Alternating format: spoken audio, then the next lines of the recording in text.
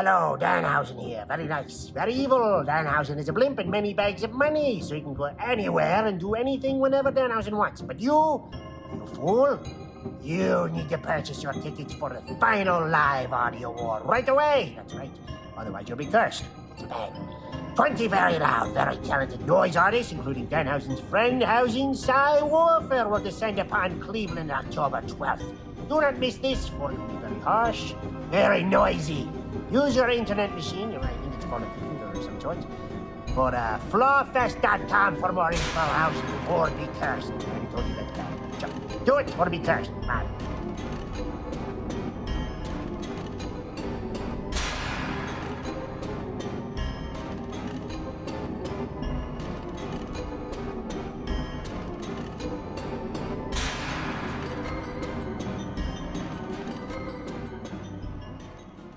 A collection of new White Centipede Noise merch is available now to pre-order. A brand new t-shirt designed by Matthias Gustafsson of Altar of Flies, an embroidered cap and crossbody bag, as well as reprints of the black t-shirts and hoodies with the classic White Centipede Noise logo, just in time for fall. Reserve yours by pre-ordering today at whitecentipedenoise.com. The new Ochu LP Dry Routine is available from the web store, as well as 4 recent CDs from The Rita, Jim Haynes, Trerix Roset, and Primitive Isolation Tactics. The Patreon-exclusive 3-CD podcast compilation is also still available for the time being for only €9. You can find the link to purchase at patreon.com/whitecentipedeNoise.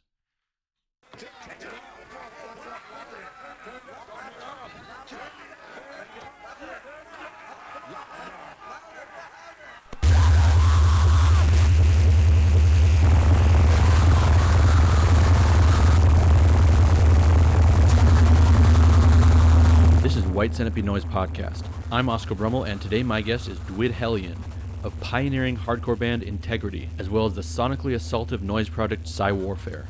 We conducted this interview at his home studio in Ghent, Belgium.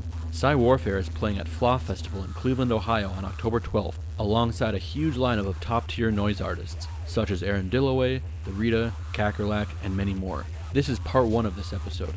To access the full 2+ hour episode, go to patreon.com/whitecentipedenoise. There's also a bonus WCN TV episode touring Dwid's studio along with today's podcast episode, as well as an exclusive PSYWARFARE track that you can find on Patreon.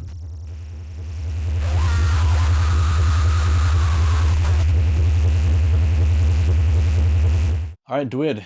Hi. Welcome to White Centipede Noise Podcast. We're up here in your studio in Ghent. And stoked to talk about Integrity as well as, the noise focus side of your things, PSYWARFARE. Thanks, Oscar. Great to have you here. Yeah, thank you. Welcome. Welcome to Belgium. Yeah. So you're an American living in Belgium. We have something in common in that sense already. I'm a big noise head, as you know. I didn't grow up exposed to punk or hardcore really.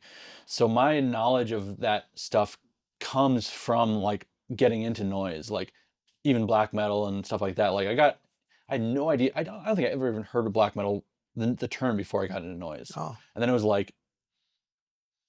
that was the jumping point. So Integrity is a really important band to a lot of people and to, I think, the history of hardcore.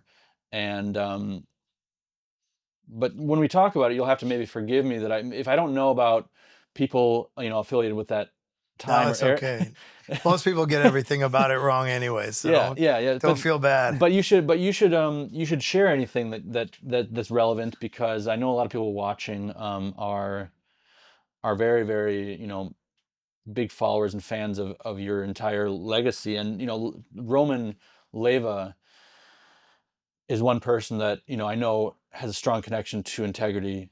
Yeah, he's a great guy. He's a great guy. He's, from Slit Throats, the noise side of things, but he's from Cleveland. You're from Cleveland. Yeah.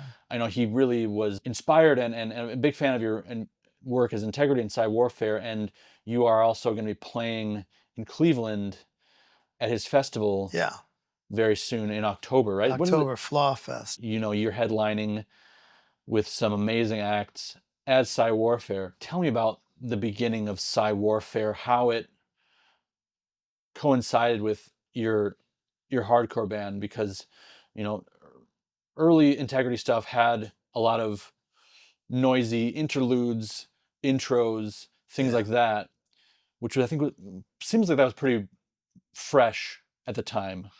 Yeah. Right? At the time, it wasn't considered fresh. It was considered heretical, blasphemous. People were pissed. They didn't like that. Really? So, yeah. Okay. But back in the 80s, things were divided. Music was very divided. And if you were a person that liked a lot of different kinds of music, you were seen as maybe like someone they couldn't trust, maybe someone who was I don't know. There was a deep hatred for people who liked more than one genre of music. It was a Crazy. weird time. Did that end at some point while you were still?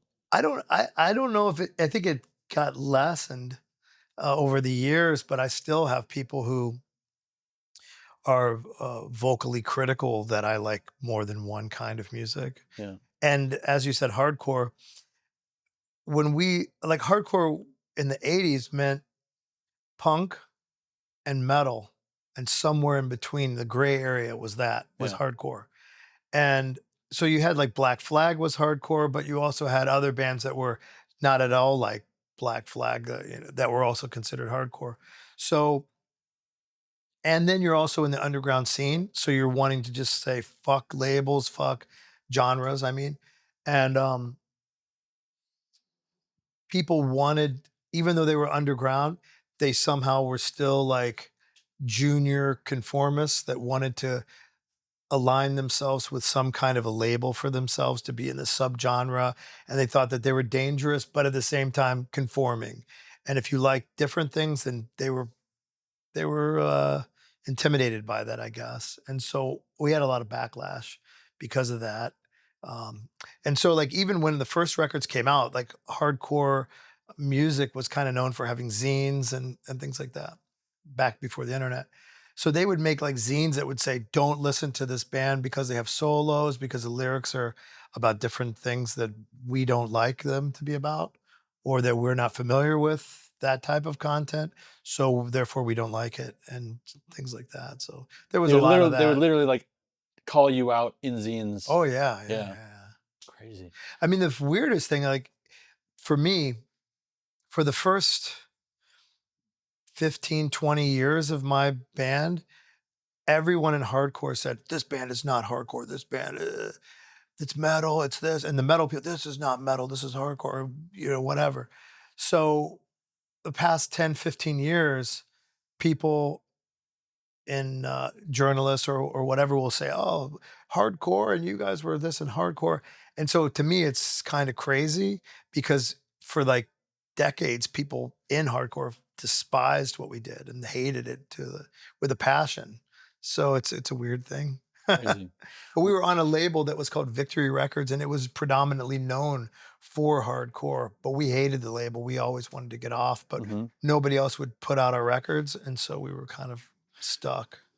I was reading something about Victory. I don't know like I don't have the base knowledge of the history, but like that there were some also controversy around the label or the guy who ran it. He was not an honest person that didn't want to pay anybody. Okay. That might have been what you're Yeah, exactly. Yeah. Is that something you had Oh experienced yeah. with? Yeah. Absolutely. Before the advent of MP3s, somehow nobody bought our records at all. We never recouped, and yet we toured all over the world and had packed houses. That's weird because like now you could say, oh, it's on because of Spotify or MP3 sharing. But back then, I mean, there wasn't that many people doing cassette dubs for one another, And then like, knowing he was the like, lyrics. oh, sorry guys, it's just yeah, it's not that's not like, moving. Yeah. So that was a big thing with it. As far as like electronic stuff and noise and experimental sounds, I grew up actually in Indiana, not in Cleveland. Okay. I moved to Cleveland when I was like 16 years old with my parents, with my father. But when I grew up in Indiana, I lived like on a farm in the middle of nowhere with nothing going on at all, nothing around me. And this was in the 70s. So you didn't have, even VHS players weren't invented at the time. All I had was a cassette deck. It was like the kind that like you find at like old libraries or whatever, like this little box thing. And so somebody from my family gave me one of those to play with, and then I treated it like a toy. I didn't know what it was for or what it was, and I just would like be bored out of my mind and fuck around with it. And at some point I noticed that there was screws in the corners of it. And then I thought, I wonder how this fucking thing works. So I took it apart and I would like fuck around with it and rub it with my hands and make it sound fucked up and be like, oh, that sounds cool. And then at some point I made like loop tapes by accident, not because I thought I was making music. I just thought, I wonder if that would work. Mm-hmm. And then I did it badly. So like where I splice the tape together, we have a big dead space, you Yeah. know, but you know, and I used to watch on Friday nights around midnight, once a week, they would have a horror movie on. And the horror host for the town that I lived in was called, or the area that I lived in was called Sammy Terry. It was like a play on cemetery. Uh-huh. And in the 70s, you had these guys that are horror hosts, and they would host films, and it'd be like a guy dressed up as a vampire or a ghoul or something. And he would say some kind of funny stuff and try to scare the kids, and then play Dracula or Frankenstein or whatever, Hammer movies and stuff. So I really loved that. And that was the thing I would look forward to every week. But I couldn't contain it because there was no VHS invented yet. There was definitely no internet or anything like that to go back and watch it. So I was like, I bet I could like record it with my cassette player. And so I would set the cassette player near the big TV, and it was Yeah. like a big fucking thing, Yeah. like the size of like a refrigerator or Right. something, you know? And I would record that. And then throughout the week, I'd play it back and listen to it and then reimagine what I thought I had seen because I had no way of retaining that. And then I would like draw what I thought I saw. And then it would like I would do it wrong, which ended up being great for me Yeah. because then I was like exercising my imagination. So it was like a weird thing like that where I was accidentally training my imagination because of my limited resources of tech and abilities to record and contain something that I wanted desperately. Because if I had the opportunity at the time, I would just only watch horror Right. movies. But you couldn't buy fucking tapes of it because you didn't have the player to watch it yet. So none of that stuff existed. So I just used the cassette deck. And I lived with my grandparents, and they had these old. They had an old record player that was like in like this big cabinet thing, and it could also record records too. But what I liked about it was Like on tape? no, onto blank records like acetones. You Whoa. would record like not you wouldn't record music. Yeah. Well, I guess you could, but you would record like happy birthday or Right. like, hey, it's somebody's. You could read a poem, Yeah. stuff like that. It was real basic Mhm. stuff. But it also had it would do like 16, 33, 45, and 78 RPM. And they had these bigger 78 records, which is like bigger than the normal ones. Yeah. And I one day was bored and mischievous. So I took Elmer's glue, you know what that is? Yeah. Elmer's glue, and I covered one of these old gospel or country western records or whatever it was, or maybe both. And I just covered it with glue, and I thought, okay, in the couple hours it'll dry. It didn't dry. Maybe tomorrow it'll dry. Still didn't fucking dry. It took like 4 or 5 days. Yeah. And finally it did dry out. And then I peeled it off because I had like silly putty and I could Yeah. like understood the idea of making, you know, like kind of molded Right. copies. I had Play-Doh and things. Yeah. So I was using that idea in my head, and I would peel it off and I would have an inversion of those records. Then I would put that on the turntable and play that, and that would sound like super crazy. And so like the whole thing was just boredom, and I was trying to find a way to not be bored. And that was how I got into it, into making sounds like that. But I didn't have any idea that anybody would ever want to hear this stuff other than me, because I was like, oh, this is interesting, you know? Did it have, I mean, with the horror film visuals to go along with it, do you remember it having like a specific atmosphere or color? Did it feel dark or horror, or was it just kind of like sound experiments? Well, I would try to make stuff that would be a soundtrack to what I was envisioning from watching the old black and white horror movies. Yeah. Like that was my thing. Yeah. I'm not really into the, you know, the porno Xeroxy thing. That's not for me as much. I'm more into old horror movies. That was what resonated with Yeah. me. So I guess subconsciously I was trying to create like a the soundtrack to that. And back then they would just really use like old classical pieces played, and it wasn't really as scary as it could have been, you know. Right.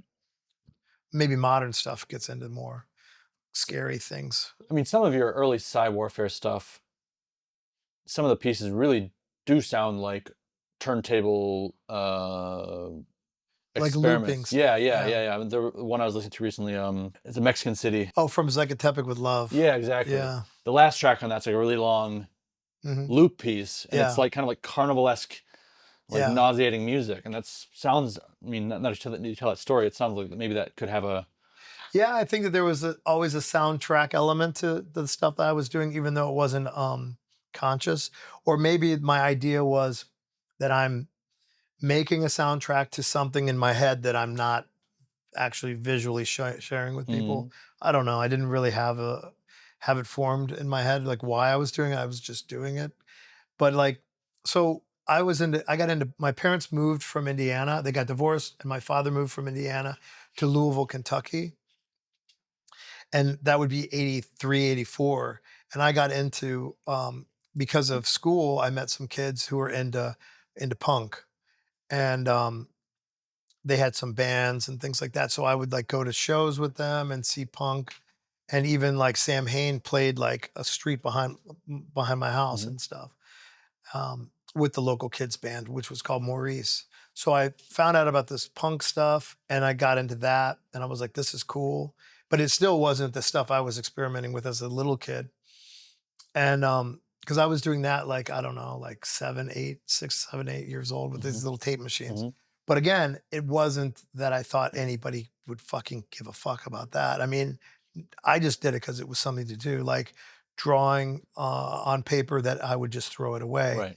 Right. No one ever saw it again, and it was like that. I never was like, hey, check this out. Right. Because also in my head, I thought, oh, every kid does it, and it's just a thing you do, you know, like drawing, and then you throw away your drawings. I don't know. Yeah. So I was doing that, and because of punk, I started mail order punk records because you couldn't always get them.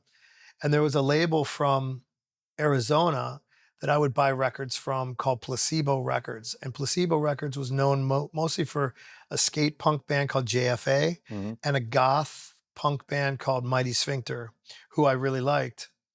And so I would, whenever I had a little bit of money that I could order, and the records were cheap back then, like, I don't know, $4 or something, I don't know.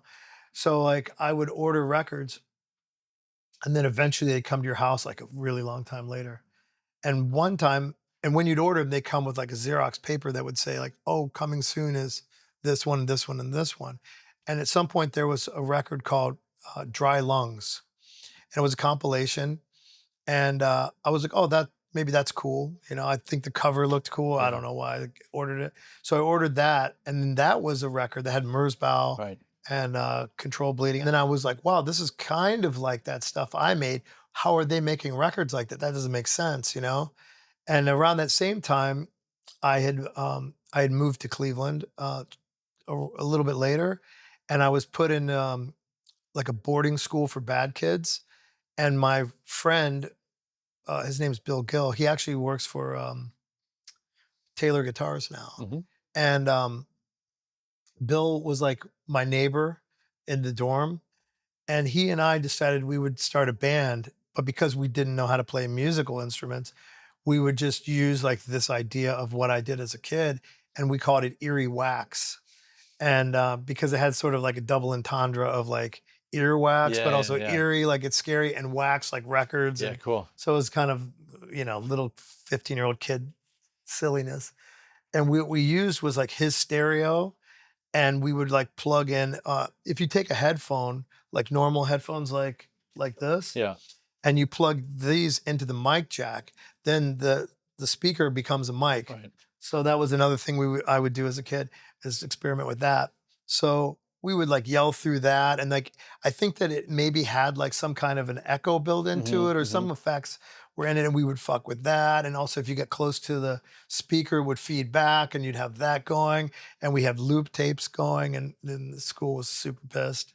And we were like, It was at the school? It was at the boarding school. Okay. And his room was in the corner, like where it overlooked an area where the kids would congregate.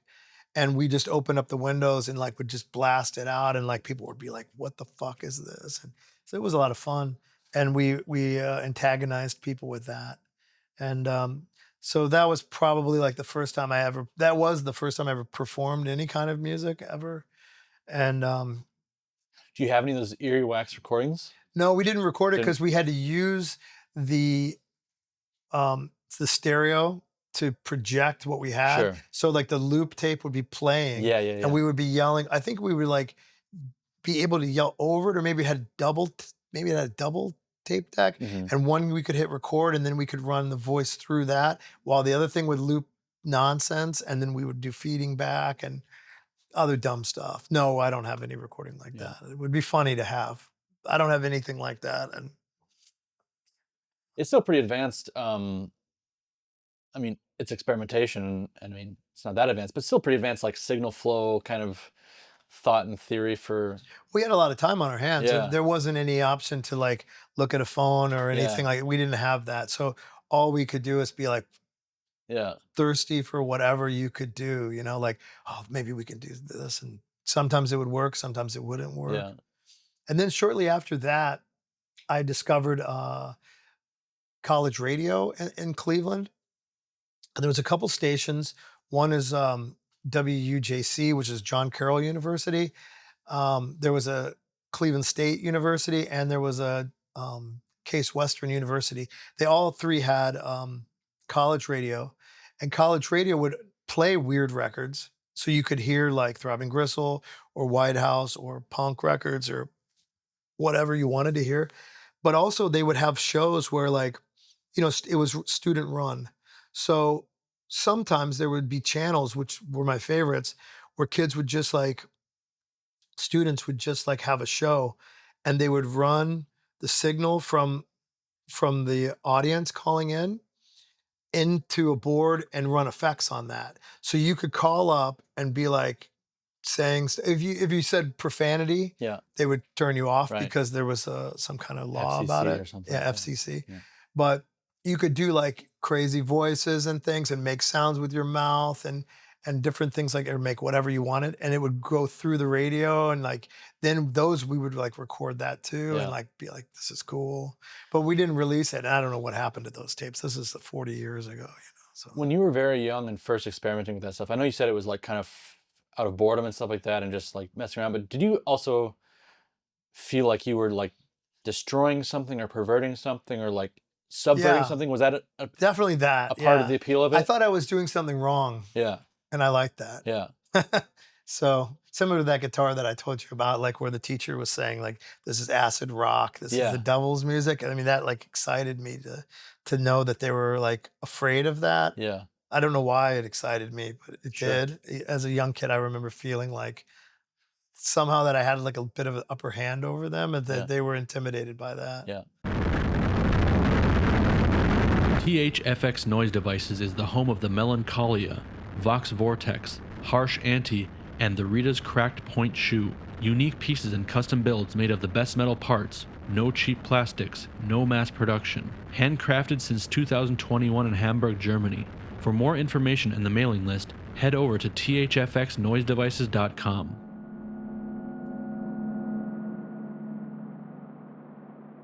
So, at some point, I'm sure a lot of things happen between, but like at some point, you formed Integrity. Yeah. Well, Integrity wasn't my first band. Yeah. But I had a band called Die Hard before that. And that was because I met this guy named Aaron Melnick. And Aaron was like me. He liked a lot of different music. And like I said earlier, like if you liked different music, you were considered like something was wrong with you. Mm. And one of our friends actually said, hey, this guy, you would like this guy because he's a weirdo like you. He likes other music. Like it was like Yeah. terrible to Yeah. do that, like to these people, not to me. I liked it. I didn't give a fuck, Yeah. But so we hit it off well because we had a lot of similar tastes in music. And then eventually we started doing bands together that were more metal based and punk based as bands. Okay.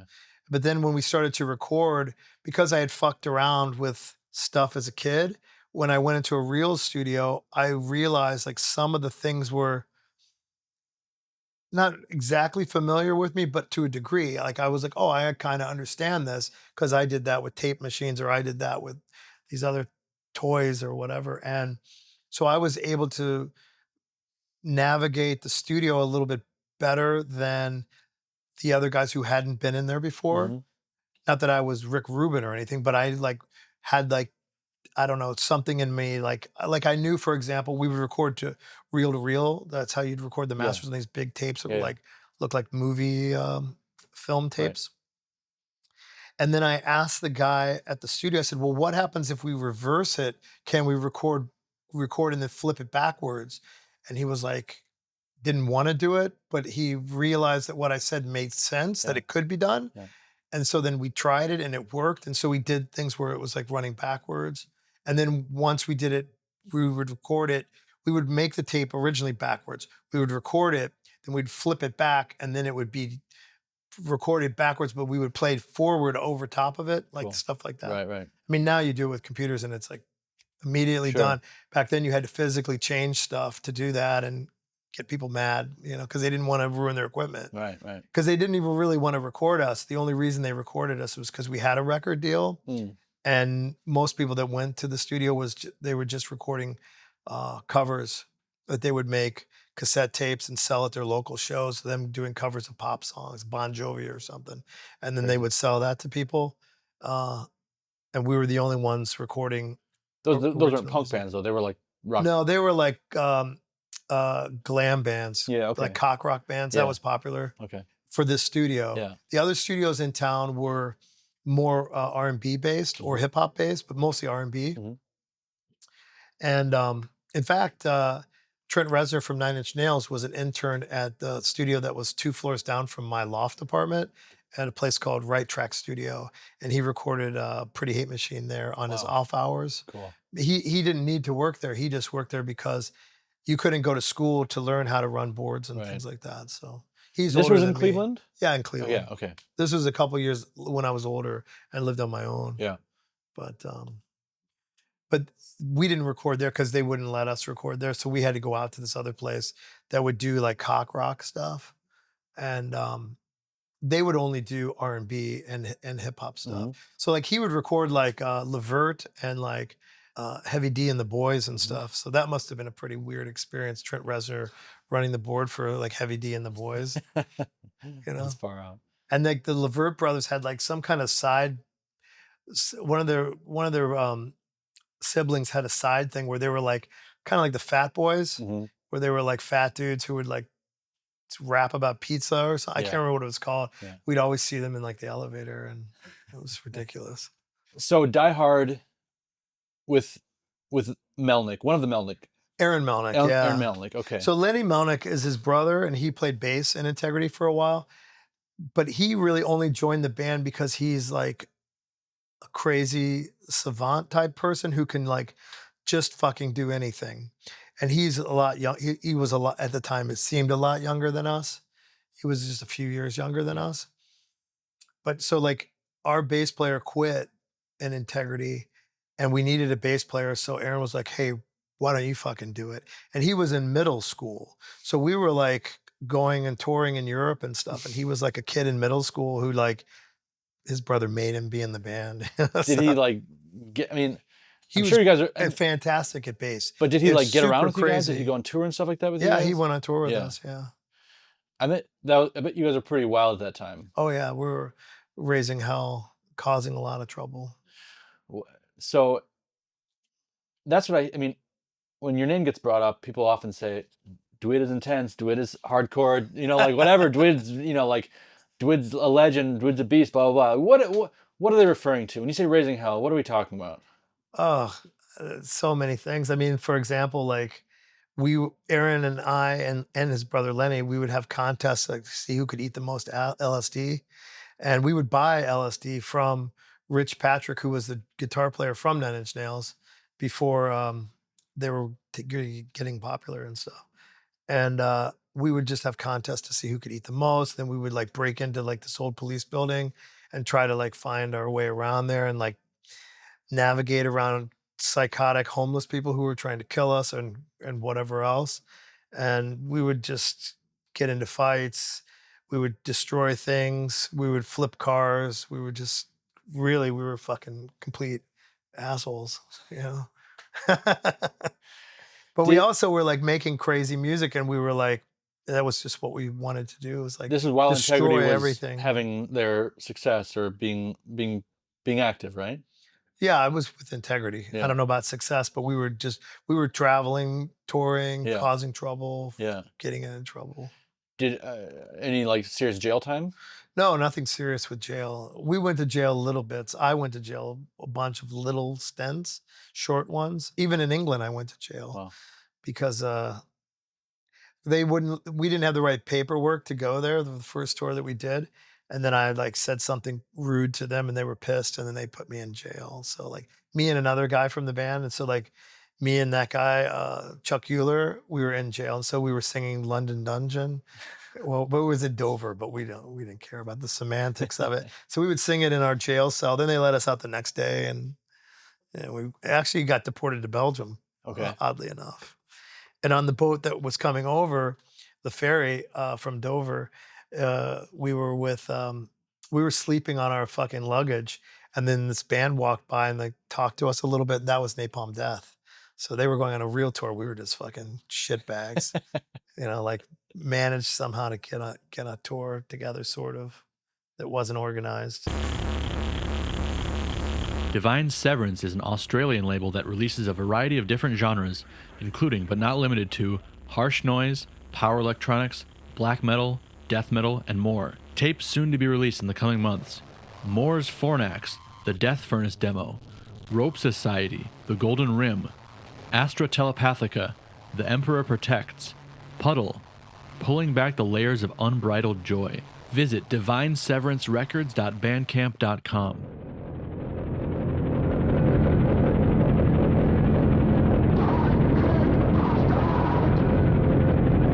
I feel like I want to know a little more like about the antics and then like the destruction, but I don't want to take too much focus away from the music and stuff like that. But like, well, that was looking part back of it, though. I mean, it was part of it to be like the chaos was part of to be chaotic was to make the music. right. It's like the blues. Like if you're like fucking happy and you're making the blues, it doesn't make sense. Right. So it was like that. I mean, for this kind of music, it was music for destruction, and Yeah. that was what we were trying to do. Self-destruct too, probably. And also we were kids and we were like, going through teenage into a young adult Yeah. period, and we were totally into chaos, and the Yeah. music was also that we liked was chaotic, and we wanted to emulate that kind of music, and we just thought that that was what we were supposed to do. It's what we felt inside, so we did it. I mean, I'm sure that there's a lot of things I shouldn't have done, Sure. and I mean, it seems like you have you've made it out in the sense that you have a pretty beautiful life here. Beautiful family and things. You seem to be pretty happy and stable. But I mean, do you have people that didn't make it out, or like people that you lost to that kind of time or era or mentality? I have a lot of friends that died. Yeah. Yeah. So different ways, different means, So, yeah, a lot of people didn't make it out. A lot of people also like switched and went a different direction, Mhm. went into a different type of lifestyle or didn't like that kind of music anymore, grew out of it Mhm. or whatever it would be, gave up on that kind of thing. Or grew up, I guess would be the right way. Sure. I never grew up. So. What about like rivalries with other bands? Was that a part of it? Like, Yeah, there would always be some bands that were pissed at us, either pissed at us because they wanted some opportunity that maybe they perceived that we had that they deserved, or they just didn't like what kind of music we were making. Again, I, as I said earlier, the kind of music that we made was not orthodox. Now, if you listen to it 36 years later, it might sound calm and boring compared to whatever is happening. I don't know. But at the time, it was considered like crazy to do that kind of music. And also weirdly enough, having guitar solos, having the lyrical content, having that type of imagery at that time, people weren't doing that. And I'm not saying that to say, oh, I'm a pioneer. Oh, Right. look at me. I'm saying it like, that's just what we wanted to do. Mm-hmm. And our thought process was, okay, we like these bands, but what would we like to listen to using these as influences? Like, okay, this is cool, like what this band is doing here with guitars, and this band is doing this thing here, cool with bass, and this with vocals. But there's something that's missing for us or for me. I want to put like what I like into that kind of idea and then put my own spin on it. And that's what I thought. And I think Aaron thought music was supposed to be like that kind of creativity. But we were told very early on that that was wrong and that you can't do that. You have to fucking follow the rules. And we were like, fuck you. And that probably added to the animosity and the adversity that we projected with the music and with ourselves.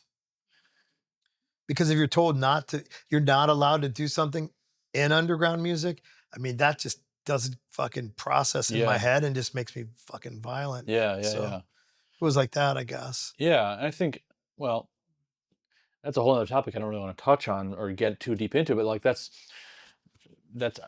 feel like that's been a kind of thing in punk for a long time, and I think that's also kind of thing that is sort of happening in power electronics or noise in some sense. Is like there are certain people who are like, you know, power electronics and noise from its onset is very overly extreme and takes an even more extreme position than anything else. But I think there's a kind of a pushback in some ways about certain content or certain themes and things like that going on now, which is a big topic for discussion. And like I said, it's not the time for that, but interesting that you experienced that also at that. Well, like you said with power electronics, I mean, so there was like punk, which is sloppy, played Chuck Berry songs with cuss words and fuck the queen, fuck Right. the government, you Yeah. know, but it's still Chuck Berry, Right. just badly played. Right. And so like people like White House were like, yeah, I mean, like this isn't really dangerous. This is Yeah. like my dad's music, but Yeah. played sloppy Yeah. and maybe with a cuss word in there Yeah. or two. So then they took something that was, I mean, I can't speak for them, but the way I always thought of it was that they were like, we're going to take the most futuristic type instruments, Yeah. which would be synthesizers and Yeah. stuff, and then try to like use that in a capacity that would be more punk than punk, Yeah. which pissed off the punk people, which was good in Yeah. my opinion, Yeah. and made something of their own and something new and, Yeah. and fresh. Integrity's lyrics, and themes and artwork and things like that, yeah, like have this really dark, apocalyptic, maybe nihilistic subject matter and an atmosphere, which I sense. I talked to Roman beforehand. He was like, like really stress that Integrity really changed the landscape, and that it dealt with different types of topics, had a different type of dark energy than hardcore before then. And what was it that attracted you to these topics and made you say, like, let's bring them into this music? I didn't do it that way. What I did was my parents are Pentecostal, so they believe in like extreme faith. And I was told from an early age, whenever I was interested in unorthodox things like vampire movies or weird music or any of that stuff, that it was the devil's doing and that I was going to burn in hell. And so that kind of resonated with me. And again, like I said before, like gave me this kind of good feeling. And throughout my life, I would like, I guess at that time I was like really rebelling against the religious upbringing that I had, like a strong religious upbringing. But I also found it to be interesting. And simultaneously, growing up in the 70s and 80s, I would have my breakfast cereal and there would be a milk carton on the table with a kid's face that looked like me, who was missing, who was abducted, who was part of this satanic panic where satanic cults are abducting kids and all of this. So I would think I'm an overthinker to my detriment probably, and also to my benefit sometimes. But I would think like, is this true? You know, and like also Charles Manson was like on TV all the time as the boogeyman, and they would like always parade him out and be like, this is, you know, what he's gonna come and get you if you Mhm. fucking don't behave. So all these elements like led me to like question, is there really this satanic thing that's going on? Is there really this underbelly of the world of humanity that's existing outside of my family life, outside of the people that I know? Because I'm a little kid, you Mhm, know, mhm. and there's no ability to access this stuff yet. So that stuck in my head and kept like a loop tape going over and over and over again in my head. Like, is this real? Why are people fucking saying that it's real? It has to be real. There's kids missing and all this Were stuff. you doubting it? I just didn't know. But I knew that there were kids missing, and I just thought, I mean, probably because of my love of horror movies and things like that, probably thought that I wanted to find the sinister core of Yeah. humanity that's being hidden from me. Like, so, like one of my strengths and weaknesses as a human being, as myself, is that I'm a problem solver, but not necessarily always for positive. But I go over things until I find a solution to it. That's like my skill set. I'm not a good musician. I'm not a good lyricist. I'm not a good singer. I'm not a good anything. But I'm able to like process obstacles in my head until I can find the way to break it and make it into what I need it to make. Mhm. If that's a I'm being pretty vague about it, but that's kind of Sure, how it works in my head. That's my thought process. sure. And that's my strength. And so that was one thing that got stuck in my head and I just kept going over and over and over again in my head. And then so like when you're in the 70s and 80s and you're interested in this underground music, you didn't have any means of contacting people. There was no internet or any of that stuff. But what you could do is some of the more dangerous elements to the music would usually be sold in stores that also sold like sex stuff, like S&M stores, Mhm, bondage stores, stuff like that. So you could go into those stores and buy books also on punk and electronic, you know, extreme electronic music, or zines on that, mhm. and records and sometimes merch and things. But also they'd have the sex component in there, and you'd get these zines that would also just be about serial killers and different things like that and cults. And in the back, there would be like what they called classified ads, Mhm. and people could pay like a buck or I don't know, and you could have a little classified ad, and you'd either have a PO box or you'd have like a phone number, and you could make a pen pal, we called it, Mhm. and you could correspond with people, and they would say like what they were interested in. Sometimes it would be sex stuff, sometimes it would be like occult stuff, sometimes it'd be like trading tapes of whatever, Yeah. like audio tapes of Charles Manson or something like that. So I would become pen pals with people through that. And I met a lot of people who ended up being a musician, people Yeah. in underground music, like like Peter Sotos Mhm. and Boyd Rice and other people like that. And also there were people that I would write to who I don't really remember their names, but they were more like predator people Mhm. or people who were really probably killing people, Right. or at least really wanting to, and perhaps they did, and you know, I don't know. But my goal in a lot of that, besides learning new things and meeting people who were extreme people or people who were, you know, pushing the limits, pushing the envelope, was that I wanted to find out if there was this like end of the world satanic cult that was trying to destroy everything. Because some part of me really wants that to exist, and I wanted to maybe like help push it over the edge, I Yeah. guess. I don't know.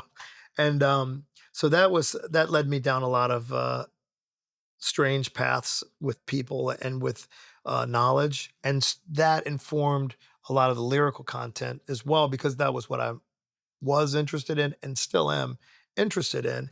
But now that I'm older and now that I've met enough people, can piece some things together, and I know like a little bit more of the landscape of how some of this stuff came to be and where the sources came from and some things like that. And of course, some things that a lot of these guys weren't caught, and Did you make any conclusions about that along the way? I mean, you kind of mentioned just now that you have now at this point made some conclusions about all of yeah, that. yeah. I But mean, earlier on, did you ever? I mean, what were your conclusions about that as so on my as you were in contact and discovering this as you kind of jump off the porch, so to speak?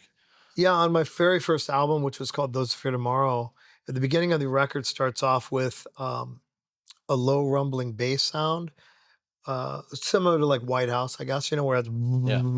infrasonic bass. But instead of having a synth, I just took uh, Aaron's brother's bass and just beat on the back of it until it reverberated the right way. And then I messed with the EQs a little bit on the board, and then I re-recorded that, and then I had made a cassette where I had like paused and placed everything that had Henry Lee Lucas talking about Mm-hmm. his involvement with this organized cult that was trying to show the rotting side of America as an apple. Like on the inside, the core is rotten. On the outside, it's a bright, shiny red, Mm-hmm. beautiful apple. On the inside, it's rotten. And so that was maybe my first foray into that type of mixing the noise stuff, but also mixing the end of the world thing and my discoveries with interacting with these people. And so he called it the hand of death, but there was a thing called 4P, which is a variant of the process church, which is controversial for the internet because the internet likes to try to portray the process church as being solely your grandma's Christian group, and then none of the bad stuff Mm-hmm. ever happened, including they accidentally interviewed Charles Manson not once but twice for their magazine, but they had nothing to do with him and never met him before either. There's all this like really weird apologist aspect to the process church, but I can say this uh, as a means of understanding that the process church has four sides to it. I don't want to bore everybody with this shit, but process church has four sides to it, and if you weren't part of the more destructive side of it, then you probably wouldn't know what they were Mm-hmm. doing in that regard. So when these guys say with full passion and truth, that wasn't something that they experienced in their experience with the process church. I believe that Mm-hmm. that's true, that they didn't, but they can't blanketly say that it never occurred because they weren't in that part. Right. It's like, you're at a movie theater and you're saying, oh, this didn't happen in the movie, but the guy who was behind the cameras, who was running the camera, he had a different Right. experience than the guy who's sitting in the seats or Right. the guy who's selling the popcorn. Right. So, they don't see it that way and they think that their perspective is the only perspective and there's a lot of disagreement in that regard with that stuff.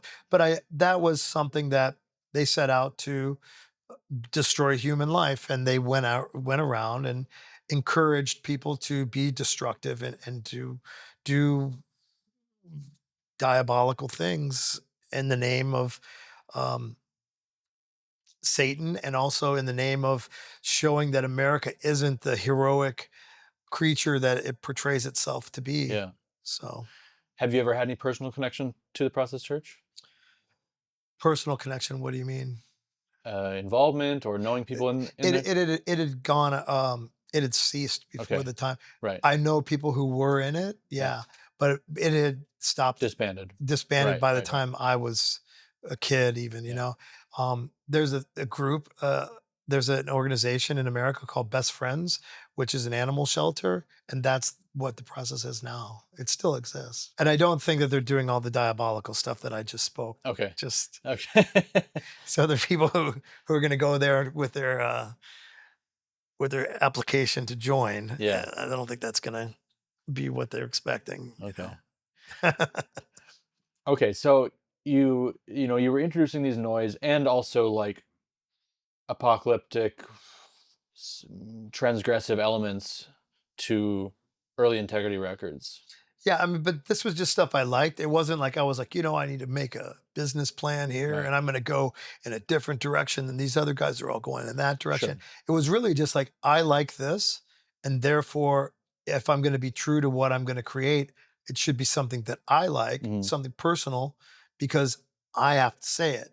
If I'm going to talk about like the perspective of Oscar's life, then it's not going to be valid because I'm not you. Right. You have your own taste, you have your own interests, and you have your own experiences that you can draw from. And if I'm going to try to cosplay you, it's going to come across fake and and it won't be rewarding for me to do that. So for me, I just thought I'm supposed to make stuff that I like. It was just you. It was. I mean, the music was just you. Well, Aaron also. Well, with okay, the but music. I mean the output, the creative output, the artistic output. What you're saying is it was just a reflection of Yeah, of of my interests. yeah. So when I mean, but I was told by a lot of people that that's not the way you're supposed to do it. Not Mhm. that I care, and not that I got the manual. I guess they forgot to send it to me, Yeah. But I just did whatever I punk fucking manual. wanted to. Yeah, and they're like, this isn't the way it's supposed to be. You're supposed to sound like everybody else. I'm like, why? Why would you want to fucking do that? You Yeah. know?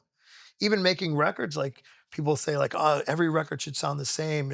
I'm not fucking Burger King or Yeah. McDonald's like giving you the same Whopper or Yeah. Big Mac every fucking time. You Yeah. know, you don't know what you're gonna get. Yeah. So, and especially with PSYWARFARE, I mean, the name itself should be like buyer beware. Yeah. I'm here to fuck with you. Yeah. I'm not here to fucking supply you with what you're hoping to get. You Yeah. know, I'm not fucking Santa Claus. Yeah.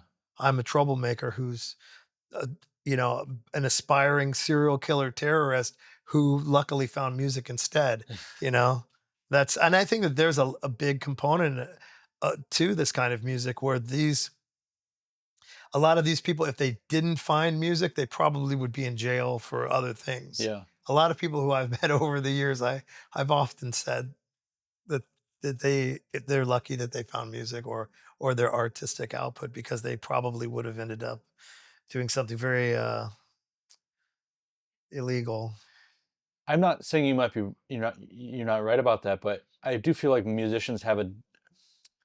Do you feel like you have like a fair amount of empathy for people? I have empathy and apathy of equal amounts sometimes. And sometimes it's too much to be able to process properly. And that gives me confusing thoughts. And I think that's what probably separates you a lot of musicians, I think, from being actual, yeah, sociopathic Yeah. killers or whatever, because I think there's a steep sensitivity and feeling for other people at the same time mixed with the rage. I don't know. I can't speak for you, but But you have a valve through music or through whatever you're doing, whatever creative means you have. You have a release valve Yeah. that's letting some of the pressure out when you do that, Yeah. whatever pressure that would be. And so you're able to, I think, contain any kind of bad impulses from doing that. Mm-hmm. I'm really painting a bad picture psychologically of myself in your interview. No. Well, you weren't until you called yourself an aspiring terrorist or serial killer. Well, I think that there's a lot of that. I mean, a lot of people who I've met, I'm not going to name them in this because they might not like it, but there's a lot of people who I've met who are in that kind of music, who I've thought while talking to them, like, I bet that if this music stuff wasn't available to them, they might have gone like this way or that way. Maybe just because of the interest in those types of content, Right.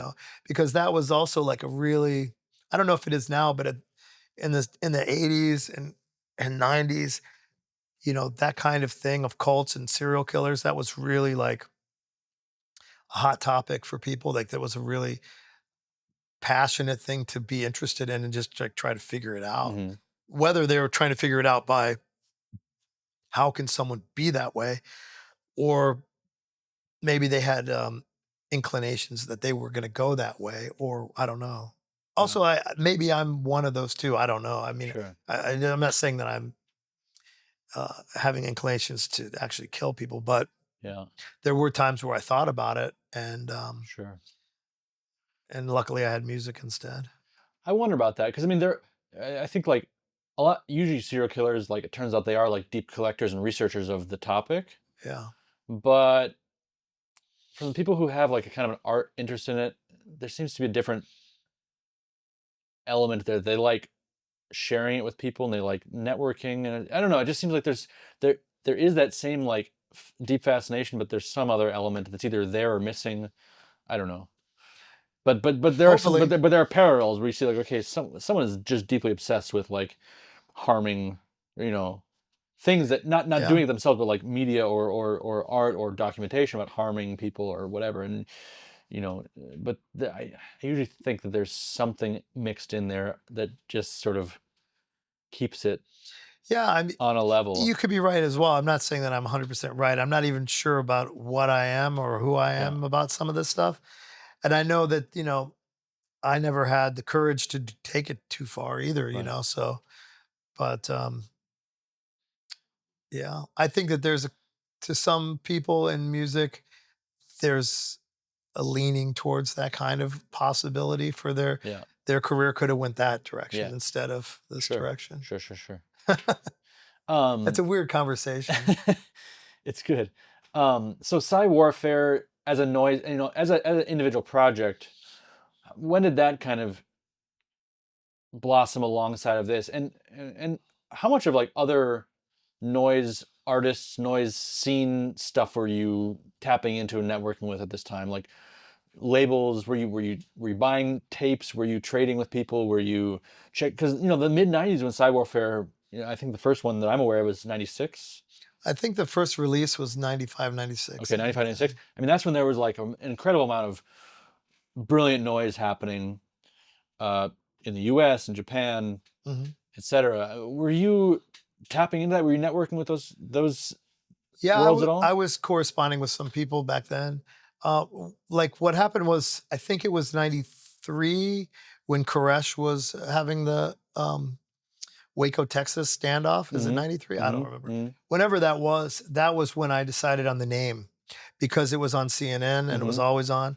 And then they were like, oh yeah, the psychological warfare tactical unit is coming in to like blast this sound at them.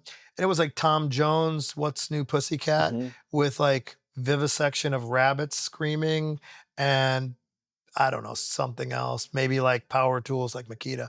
So I saw that on TV and then I looked up in the phone book or called the operator and asked for the ATF's phone number and I called the ATF and I was on the phone, I was on hold and then I got through to someone and I said, yeah, I'm watching this on television, and I think I could do a better job.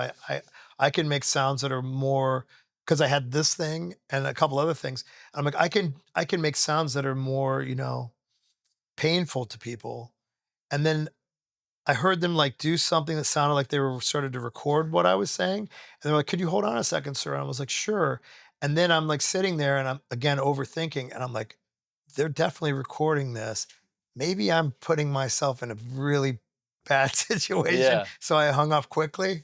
And who knows? Maybe they would have came back and given me a job. That Right. could have been a great job, Were you sincere or were you teasing them? No, I was sincere. Yeah. I was 100% sincere. But I have a side story to this. So I did, that was like, I don't know if that would be the dream job, but I was like, wow, that could be something I would be good at, And years later, decades later, when MySpace became a thing and America had the war in Afghanistan, I received a contact from a guy who was a sergeant in the PSYOPs department of the military, and he was stationed in Afghanistan. And he started to correspond with me through the DM, or I don't know if it was called DM then, but you know what I'm saying. So he would correspond with me and tell me like that his unit uses this stuff that I had recorded when I was younger as a sound weapon. This is the end of part 1 of the episode with Dwid. In the full version, we further discuss psychological warfare, Steve Makita and Lockweld, the Integrity PSYWARFARE split 7-inch, Dolly Parton, gear and recording techniques, moving to Belgium, quitting drinking, working with Charles Manson, shooting guns with Merzbow and Masana, using the EMS Synthi 100, anticipation of F.L.A.W Festival, and his top 5 noise records of all time. To access the full 2+ hour episode with Dwid, go to patreon.com/White Centipede Noise. There you can also get access to the bonus WCN TV episode where Dwid shows us around his studio and gives us a close-up look at his eclectic arsenal of boutique and custom-built electronics, vintage synths, and odd anti-instruments.